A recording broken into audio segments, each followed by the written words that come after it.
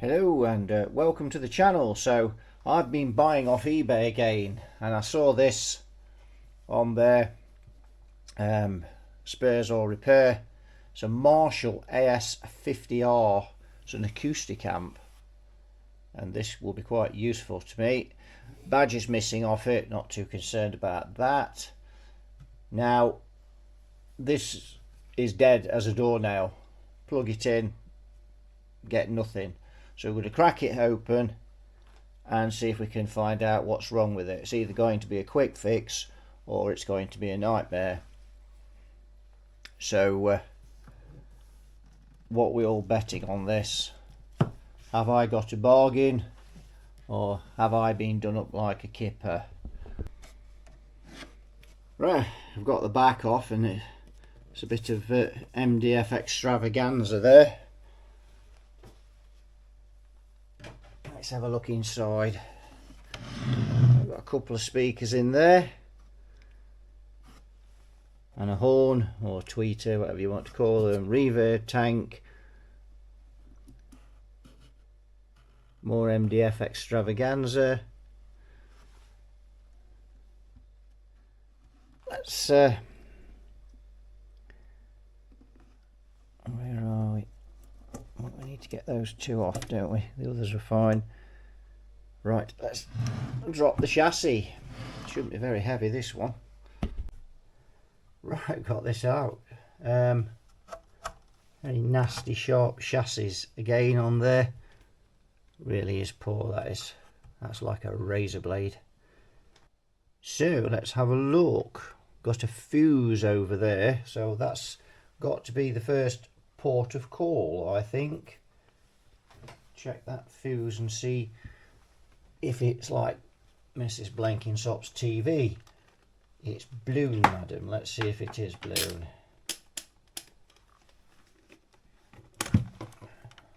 We shall see.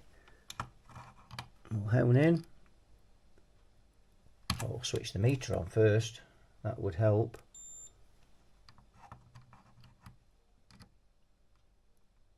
And that looks like nil point. So the fuse is blown. Let's just get that out.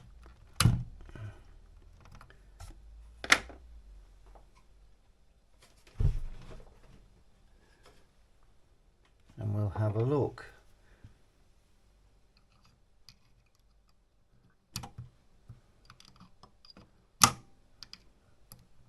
A bit of an awkward chassis to get.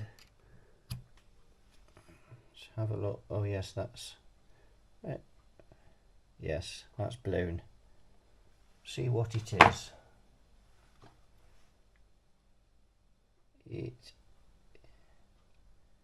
1.6 amp. See if we've got one of those.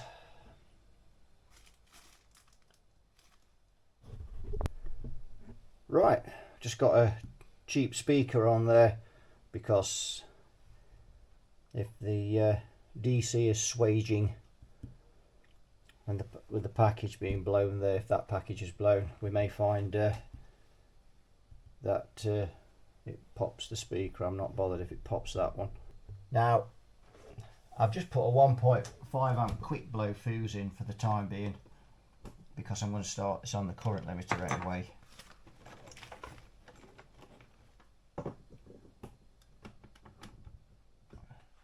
Right, need a power cable, which we've got here. That's off, that's alright, just check before we start. Turn that off. Right. Let's be very careful what we do here. That's 30 watts of bulbs and they're really bright. So that's not looking good, is it? I mean, they're really bright. 65 watts of bulbs and they're lit up like a Christmas tree. Let's have a listen. Oh yes. Yeah, there the package is blown. So I'm guessing we're getting some DC on that speaker. These bulbs are really bright. Let's see.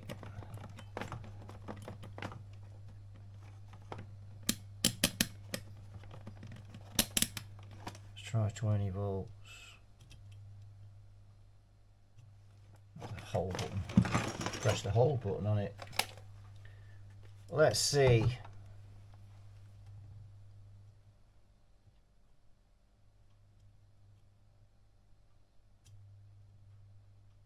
Oh, we don't appear to have. I don't know. But we're not even getting 40 volts through the amp. The reason I know that is because the current meter on the wall doesn't light up until we get to 40 volts. And now I've got a 100 watt bulb in there, I've got 140 watt, and they are lit up really bright.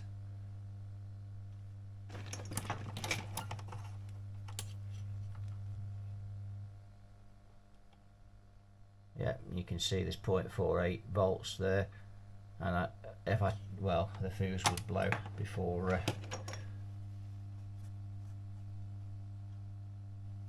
so I think that package is blown. That's what I'm guessing.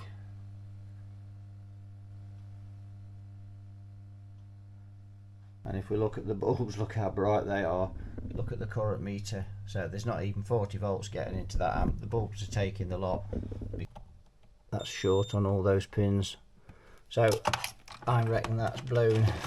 That's only a rough check, but I think that's blown. I wonder what it is. Just to get some more powerful glasses and examine it. Can we see with this? Yes, we can. It is a LM3886T. Don't see any.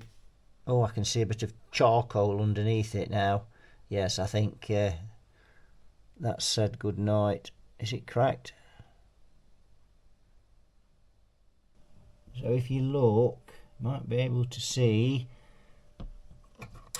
there's some, looks like some charcoal type dust stuff, which is probably the carbon from when it's gone bang. Shall I snip the pins off and topside repair it and botch it? I wouldn't dream of doing that. We'll take the board out and do it properly. But yes, I think that's definitely what's wrong. The first thing we've got to see is if this chip is still available. It may be obsolete. I've just looked online. Farnell have got them. They're £10 and 40 something p, and Mauser's got them, and they're about £5 something on there, so not excessive. We need to get the board out. We need to test the speakers as well, see if it's damaged them. But I'm going to run a file across these edges just to get rid of this.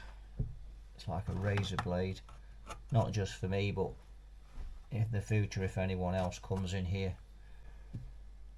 Right, that's much safer.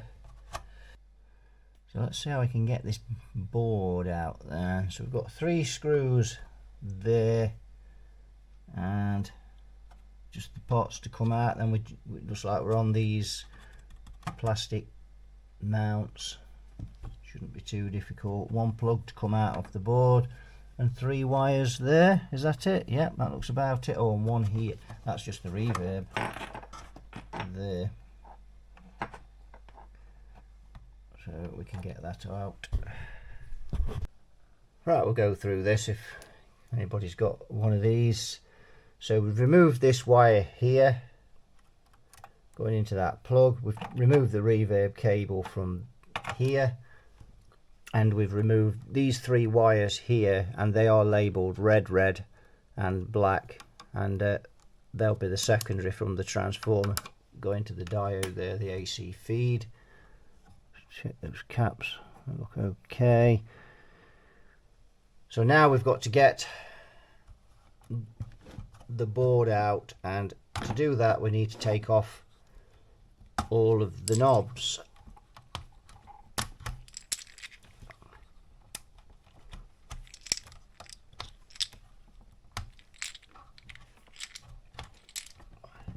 So take off all of those. I need to find a box to put them in.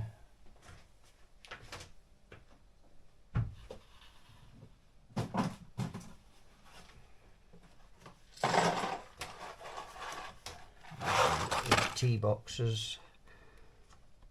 So now we've just got to crack off the nuts. Just lift it up, you can see the nuts there. So we've got to take all the nuts off and the jack sockets there. Let's just get, it is that one. So we're just going to crack all these off and they'll come off with my fingers once we've cracked them. So just go across like this.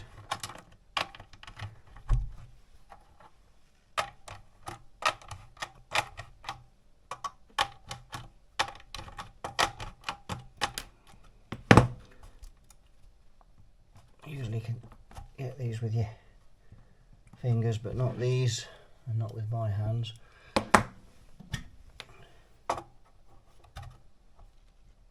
My thumbs are giving me some jip today with the arthritis.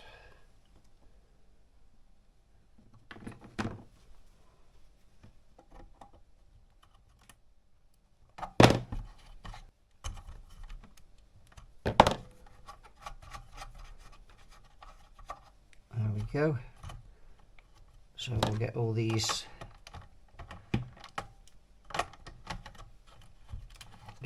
off, and each one of these has a washer behind it, and if you're going to do this when you put it back together, put the washers back on. Always put things back together as you found them when you were taking them to bits. It's always the best, because if for any reason it caused problems not having these washers on, you can see there's a lot of knobs and nuts to take off to put them all back on again. So it just becomes standard practice to always put everything back as you found it. So how long does it take to get this board out? Well, I'm pretty quick at getting boards out, because years ago when I worked under a tech, one of my jobs was to strip things down, and I did it so often I got so quick at it. So I'm pretty quick at it, to be fair. Probably not as quick as I used to be, but we'll get that one off when we pull the board. So we've got all of those off. So now we've got a screw here which we need to check, and yes, that's holding in the phonos, definitely. Just check. So we need to take this screw out, and then these two for this XLR socket here, they also need to come out as well.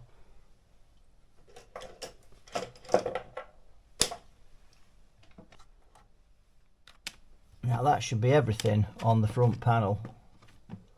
So now we need to take out these three screws here and here, but not with that screwdriver. So I'll just show it on the camera again. So we need to take out this one, and the bottom one there that I've already taken out, you can see. So we'll remove those, and they'll probably be quite tight because they're into the heat sink. And I can already feel the board releasing there. We've got those. That's it, so we're loose there. So now the last things we need to do, if we just go in, are these plastic retainers, and just give those a squeeze with the pliers. You can just lift that like that. Still feels a bit tight on the front, so we need to be very careful. It's loose there. Oh, has that been glued there? What is that? It's been glued. Oh dear. Oh dear, oh dear. See that there? That is going to be a problem. I thought that didn't feel particularly loose, and now I know why it doesn't. That's rather nasty of you there, Marshall, to do that. That's not nice at all. We got any more of those? Just the one? Yes, because we're loose at this end. Sorry if that was a bit loud, then I'm a bit close to the camera. So we've only got one of these here, and it's actually popped back in again now. We've only got one of those there. We haven't got one at the other end. So this is already now loose. But we've decided to stick that down for some reason.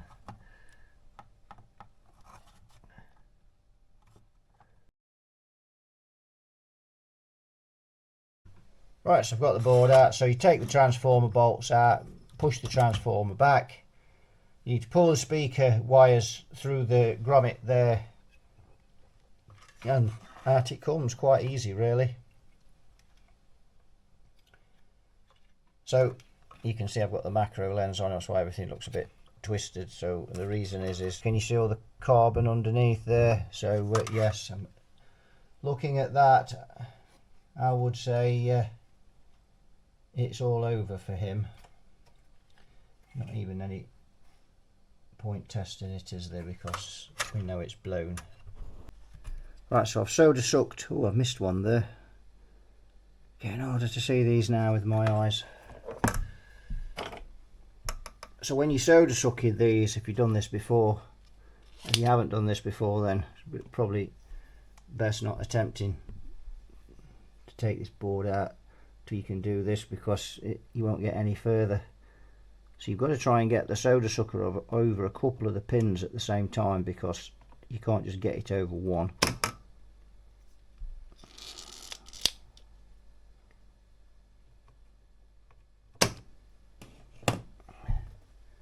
Don't get the iron too hot, or you'll just burn up the traces. These traces on these PC boards are rubbish. Won't stand a lot of heat.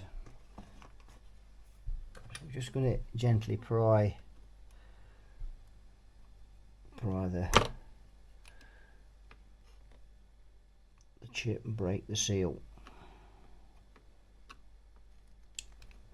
Be careful not to split this. There's a little insulator there. If you split that with a screwdriver, when you screw the new one back on, it'll short to the chassis and it will just immediately blow. So what I do now is go across and just see which ones are loose. And that one's loose, so there's no solder holding that one. That one's loose, that one's loose, that one is. That reflection off of that, man. That one is, that one's not, that one's not, that one's not. So we need to do a bit more solder sucking. So that we'll start with that second one there. Just be very patient when you're taking these out. Very patient. And you can see on the board there where it, you can, if I just tilt it there, you can see the carbon there. So yeah, it's blown out of the bottom. So we've got him here. So let's try and get some of this heatsink paste off. So you can see, probably just see those pins there, and I can't see a split, but it's got the familiar smell. So I think from that we can deduce that that's all over. So now we've got that out, and all we need to do now is clean up this trace with some alcohol. The traces there, and they're all intact, so that's good. So if you look, I'm getting close with this. So if we look at that leg there, you can see the carbon there where it's blown out on there. Probably hard to see. Yes, that said good night. Check the diode, bridge rectifier, and that's okay. So yes, so we need a new one of those. I just checked across the tracers there. There's no, can't find any shorts on the board or anything. So yes, it all looks good. It looks like somebody's been swaging out on it and they've over swaged it and blown that package. It's what usually happens. You see these in the Marshall AVTs. You start driving them too hard, they get too hot and they pop. Right, I've got the this output package from Mauser, and I could have bought one of those on eBay cheaper, but it'd probably be a fake and be rubbish. So, but yes, so we're going to get this fitted now. Right, so before I connected this board up, I thought I'd just see what's happening with this power supply. So when I switch this on, the bulbs are lit up like a Christmas tree. We're drawing 690 milliamps. There's only 148 volts going in there. This board isn't connected up at all. That's just on the power supply. So what's going off there? Has the transformer gone? Or is there something on that board on the back there that's dead short? Right. So this is where we are with this.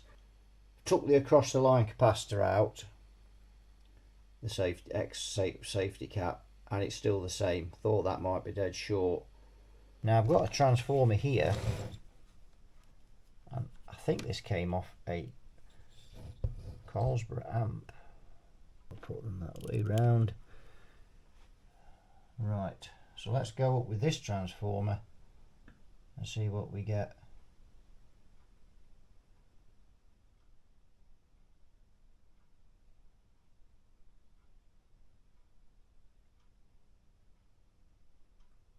So now this transformer hasn't even, is just showing 10 milliamps at 194 volts. But sadly, I think that's 40 volts. It's just going over 240. It's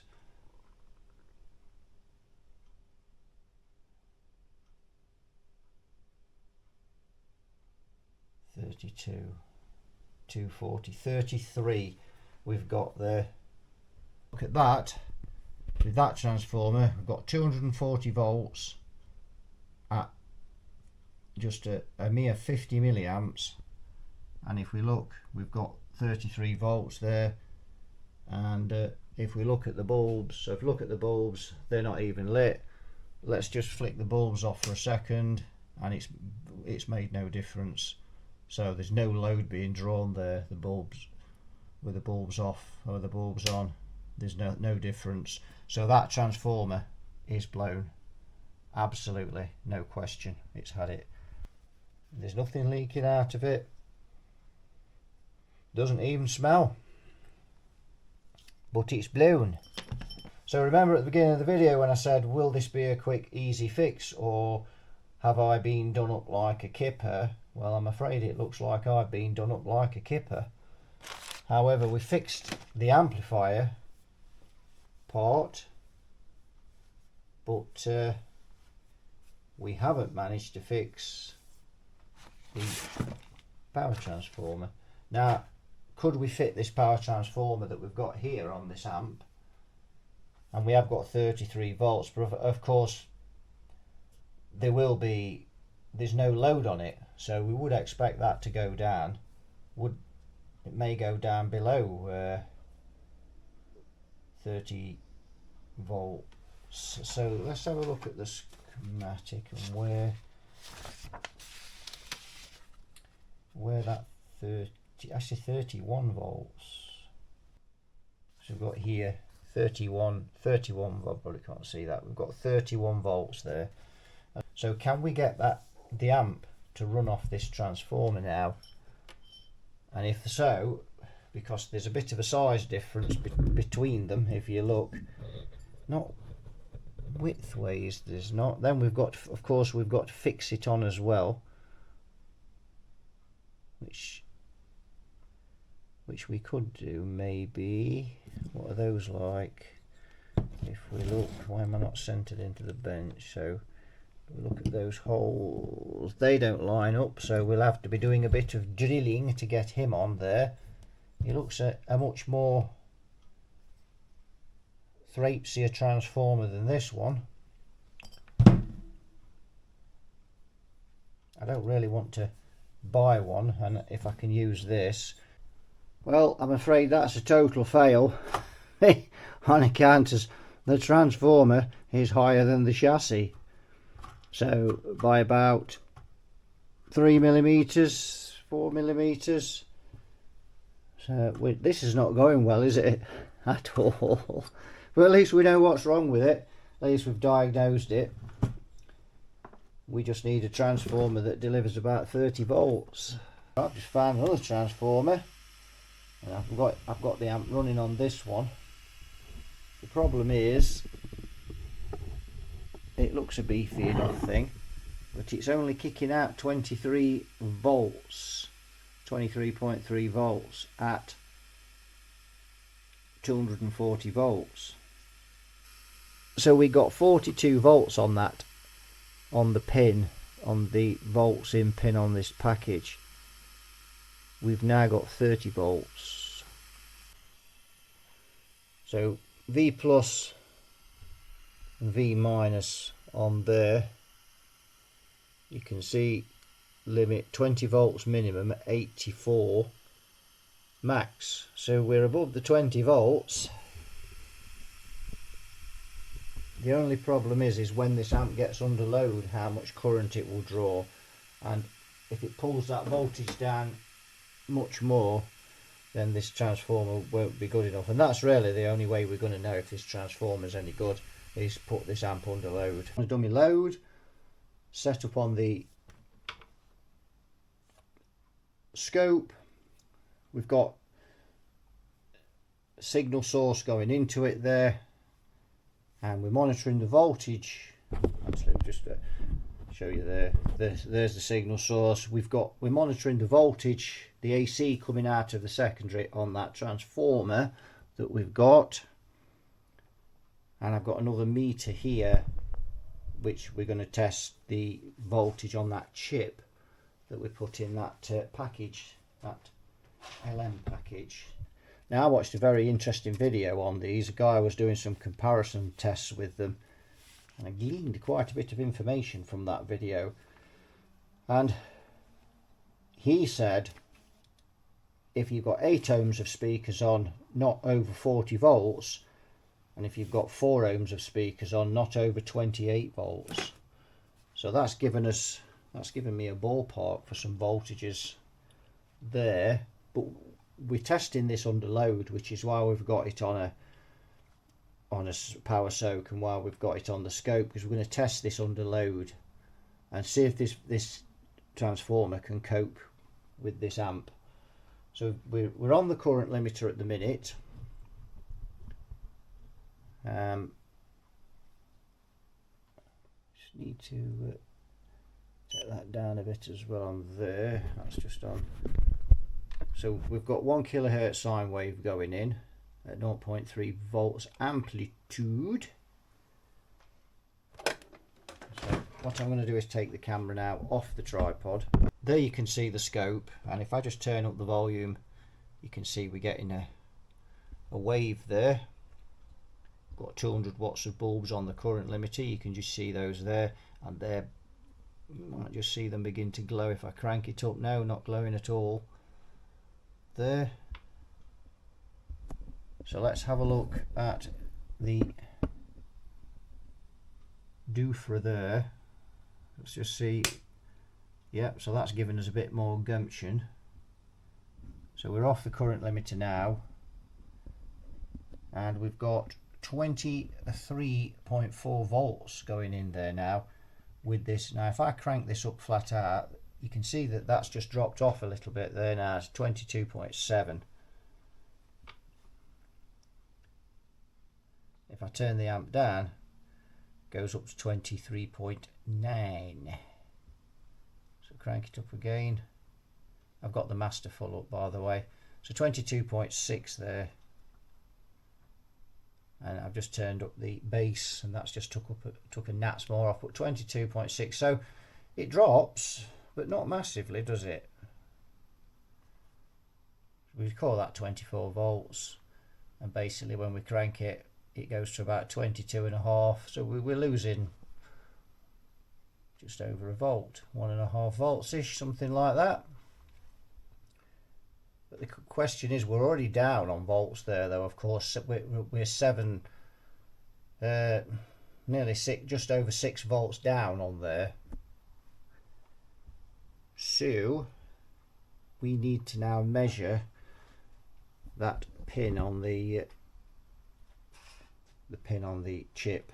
We're going to measure it at idle first of all, and then we're going to measure it under load. So let's have a look. DC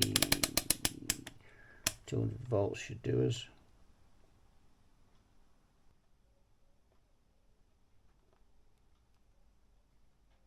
That should be on pin 1. Have we got any voltage? Oh, I pressed the hold button. I don't know how I managed that. Let's try it again. Oh, the hold button. Right, let's just get that in shot as well. Just press the hold button. I'm only getting no voltage on there.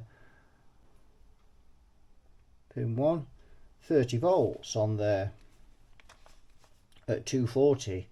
Right, let's crank it, and you can see it's dropping that down. Now really that voltage is going to be not more than 28 volts, not more than 40 volts. I said not more than 40 if it's 8 ohms, not more than 28 volts if it's 4 ohms. That's going to be under load. So I think that transformer will do just fine, you know. There, 27.1.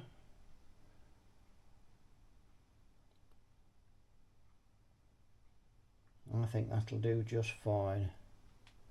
Right, what I'm going to do now, I'm just going to unplug,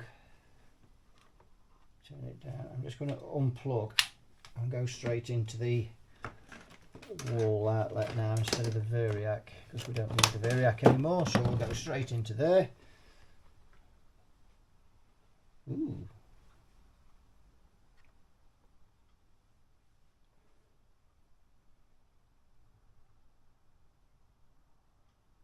Now we'll test again.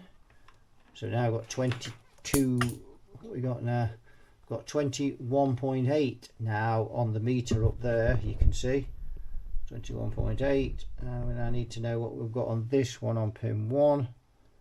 26.8. So just about the same coming off the variac there. That's good. Let's just see if it's getting warm. It's warm, yeah. But we are cranking it flat out, but I can still keep my hand on it, so it's not excessive, but it is getting warm. You won't want to run it like that for very long.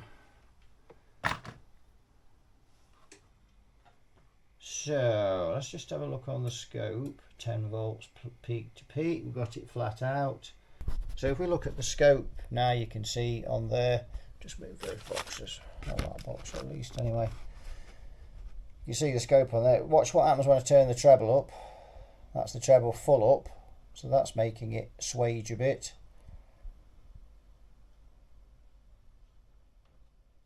So that's at halfway. That's the treble. So it doesn't like that treble very much, does it? That's the treble at halfway. That's all the treble out. So yes, it looks a bit ugly on that bottom bit there, but not a lot we can do with that. I think that's just the nature of the amp. Now let's have a look at what else we've got on here.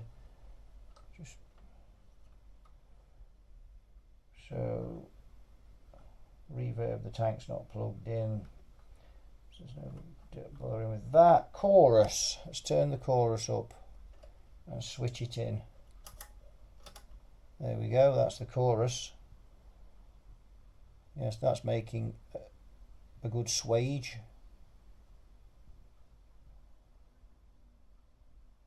So that's working okay.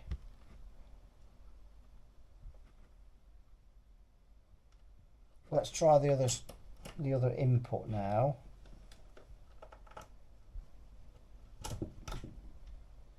That's the other channel.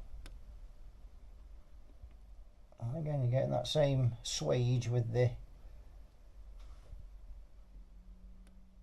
treble.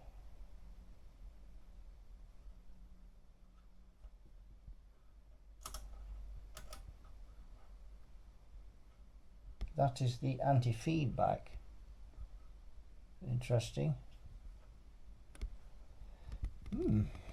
So yes, it seems to be working okay. Let's check that chip again. Yeah. Let's check that voltage again. On pin 1. 27.6 in this channel. But still under the 28 that we need. So I'm going to go with that recommendation, because the gentleman who did that video knows considerably more about these packages than I do. So if he says 28 volts, it's 28 volts for me. I'm quite happy with that, and I think that'll work just nice. So back to the beginning of this video when I said, have I had a result here, or have I been done up like a kipper? It did look like I'd been done up like a kipper, but having found that transformer now, I think I've de-kippered myself. Right, we've got the transformer wired up. It's not fastened in yet. We've just got to drill some holes for that. But we've got it all fastened up. I've got the safety cap back in there. Tested that. It's good. So we're going to switch on now. See what we've got. We're on the current limiter. So there we go. Yes, that's working. All good as well. Turn it down. I'm about number 2 now on the dial. There. Oops, gone too far now. There we go. So yes, that tone control does, that treble control is a bit swagey. Let's turn the master down, and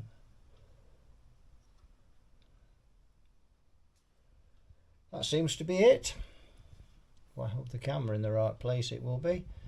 So I paid £47 for this amp, delivered.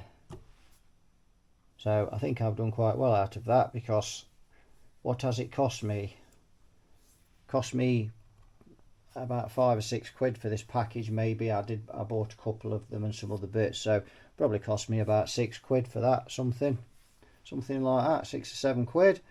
Transformer I've got for nothing, and the rest of it's just my time, which is not a problem to me. I've quite enjoyed doing that. I don't have to say I don't do many of these type of amps, and as I've said, I am proficient at solid state stuff, but guys out there are far better at this than I am. I don't have a massive knowledge of solid state amps because I don't work on many, and I'm really into the valve gear, the tube amps. But there we go. So that's fitted that. So what we'll do now is we'll drill the holes for the transformer, just get that bolted down there. It's sitting there nicely. And I might just put some tie wraps around some of these cables, make it look a bit tidier. And these are bulging up, so because we've had that out, we need to just check the fuse again and make sure that's correct. And I think that's ready to go. We'll get it back in its case and we'll give it a blast. So I've got this Marshall AS50R now up for a demo. And speaking of R, the reverb was tated, but luckily I had a tank exactly the same, so I put it in and it works now. So got the reverb going, it's all singing, all dancing. Let's have a listen to some very rusty acoustic guitar playing.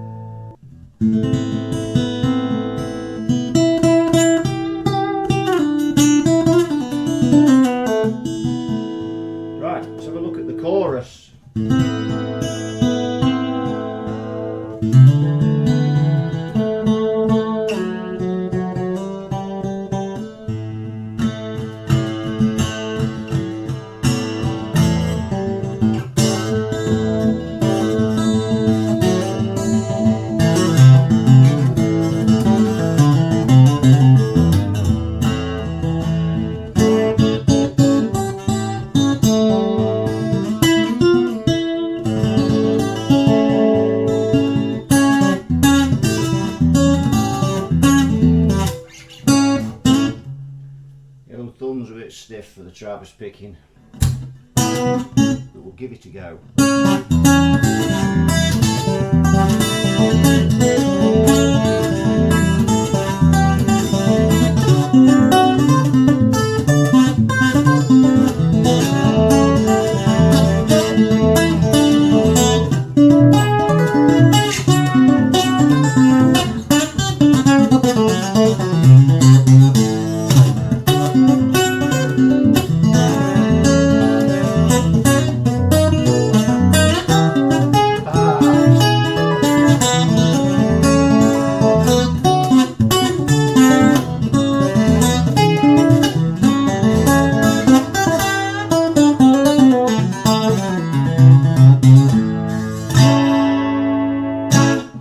Wow, not played that stuff for a while.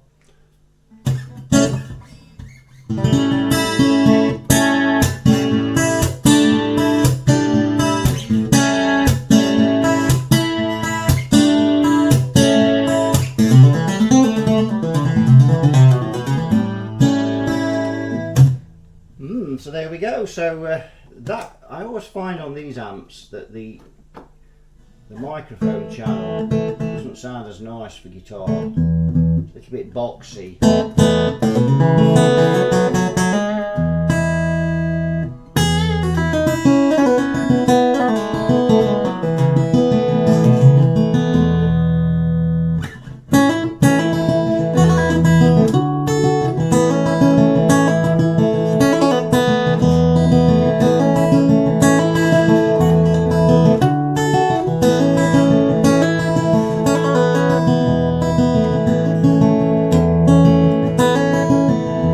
Try that back in there. Better take the chorus off.